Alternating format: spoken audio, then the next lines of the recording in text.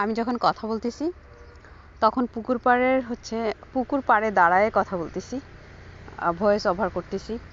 এটা হচ্ছে মানে আমাদের বাবার পুকুর, আর সাথেই বড়পা বাড়ি করছে এখানে। খুব বেশি দিন হচ্ছে না, ও আগে হচ্ছে অন্য জায়গায় ছিল, পরে দেন একটু সাইডে নিরিবিলি জায়গা ওর ইচ্ছা হয়েছে এখানে এসে বাড়ি করছে। আজকে ছিল শুক্রবার, তো পুকুরের পানি অনেক কমে গেছে। পুকুরটা অনেক বড়, ভিডিওতে দেখে বোঝা যায় কিনা জানি না। তো বিক্রি করার জন্য না, শুক্রবারে মাছ খাওয়ার জন্য হচ্ছে পুকুরে মাছ উঠানো হচ্ছে। আমি জানতাম না, হুট করে বড়পা আর হচ্ছে আমার বাবার বাড়ি একটু দূরে বললে ভুল হবে, পুকুর পাড় থেকে ওয়াকিং ডিস্টেন্স 1/2 কিলো হবে, মানে আমাদের মানে আমার বাবার বাড়ি আর কি। তো আমরা ওখানে আজকে মাছ মারার কথা হুট করে শুনে আমরা একদম ইনস্ট্যান্ট চলে আসছি। বাচ্চাদেরকে বলতেছি চলো মাছ মারা দেখবো। তো যখন মাছ মারতেছিল আমি ভাবতেছিলাম যে হয়তো বা 1-2 প্রকারের মাছ হবে। পরে যখন মারতেছিল দেখেছি অনেক ধরনের হচ্ছে পুকুরে মাছ ছাড়া হয়েছে। একদম পাঙ্গাস মাছ থেকে শুরু করে, আমি তো সব মাছের নামও জানি না, অনেক ধরনের মাছগুলো আমি আপনাদেরকে দেখাচ্ছি। সবচেয়ে বড় কথা হচ্ছে এই মাছগুলো খাওয়ার থেকে, রান্না করার থেকে, এই যে মাছ ধরতেছে আমরা দেখতেছি, তাজা মাছগুলো হাত দিয়ে ধরতেছি, জাল ফেলতেছে, এটার যে একটা কি আনন্দ, এটা হয়তো বা আমার বাচ্চা কাচ্চারা কখনো বুঝবে না, বা ওই সুখটা বা ওই প্রাপ্তিটা ওরা কখনোই পাবে না। কারণ ওই এনভায়রনমেন্টে ওরা পাবে না, আমরা সেই এনভায়রনমেন্ট ওদেরকে দিতে পারবো না। কিন্তু আমি হচ্ছে আমার বাবা চাকরিজীবী থাকলে আমরা ফুল গৃহস্থ ফ্যামিলির মেয়ে, এগুলো দেখে বড় হয়েছি। এই জন্য আমাকে গ্রাম খুব টানে, আমার খুব ভালো লাগে গ্রাম। কারণ হচ্ছে ছোটোবেলা থেকে আমরা এগুলো দেখে দেখে বড় হয়েছি। এখন তো সব শেষের দিকে, মানে এগুলো সব মানে পুকুর পাড়ের সাথেই হচ্ছে রাস্তা, মানে রাস্তাটা অনেক বিজি হয়ে গেছে। আমরা যখন ছোট ছিলাম তখন এই রাস্তায় আমরা মানে দৌড়ঝাঁপ করলেও দেখা যায় যে 10-15 মিনিট পরে একটা গাড়ি আসতো, মানে আমরা হেঁটে হেঁটে স্কুল গেছি। আর এখন দেখা যায় বাস চলে, অনেক পরিবর্তন চলে আসছে। আর আব্বা যেহেতু বয়স হয়ে গেছে, এগুলো রক্ষণাবেক্ষণ অনেক কিছু নষ্ট হয়ে গেছে, এগুলো দেখার কেউ নাই, এগুলো একদম শেষের দিকে।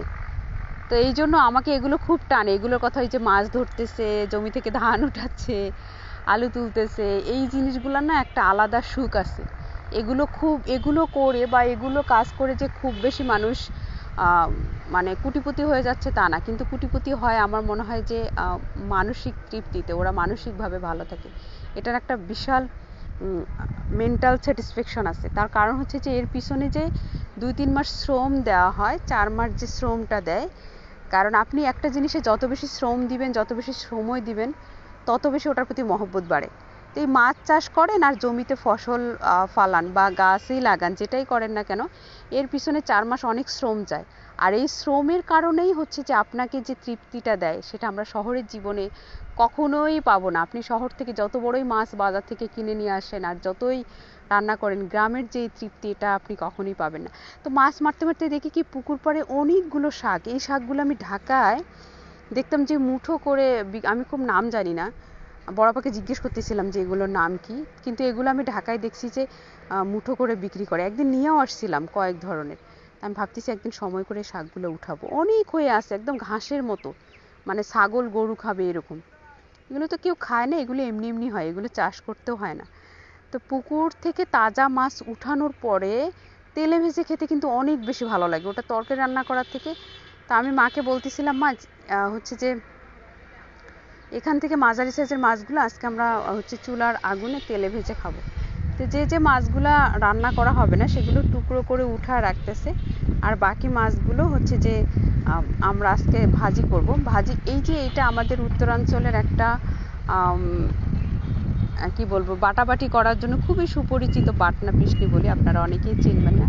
সেটাতে একটু জিরা বেটে নিয়ে, একটু হলুদ গুঁড়া, একটু হচ্ছে সরিষার তেল, লবণ, শুকনো মরিচ, হলুদ গুঁড়া সবগুলো একসাথে দিয়ে মাছগুলোকে মেখে 4-5 মিনিট মা রেখে দিছিল। তারপর হচ্ছে রেখে দেওয়ার পরে চুলার আগুনে ওগুলো একদম ক্রিস্পি করে ভেজে নিছে, সবার জন্য 1 পিস করে দিছে। তো আমরা ভাবছিলাম যে এত মজা হয়েছে যে শেষের দিকে মানে মাছটা এ পরিমাণে ভাজা হয়েছে যে আমরা ইফতার করে একটু ভাত খাই সবাই। আর তারপরে সেহরিতে একটু খায়। তা আমরা ভাবছিলাম যে সেহরিতে খাবো আবার ইফতার করে খাবো, তো দেখা যাচ্ছে আমাদের ইফতারের পরে খালি মুখে মাছগুলো এমনি সবাই খেয়ে ফেলছে, এত মজা হয়েছে। আর সেহরিতে কারো আর রিজেকে হয়নি আলহামদুলিল্লাহ। তো আমার না গ্রামের জীবন খুব টানে, জানি না কেন, হয়তো বা এই পরিবেশে বড় হয়েছি, এই পরিবেশ আমি দেখে অভ্যস্ত, এই জন্য হয়তো বা, জানি না। তবে আলহামদুলিল্লাহ এখানে একটা অনেক নেগেটিভ কিছু থাকলেও একটা মেন্টাল স্যাটিসফ্যাকশন আছে।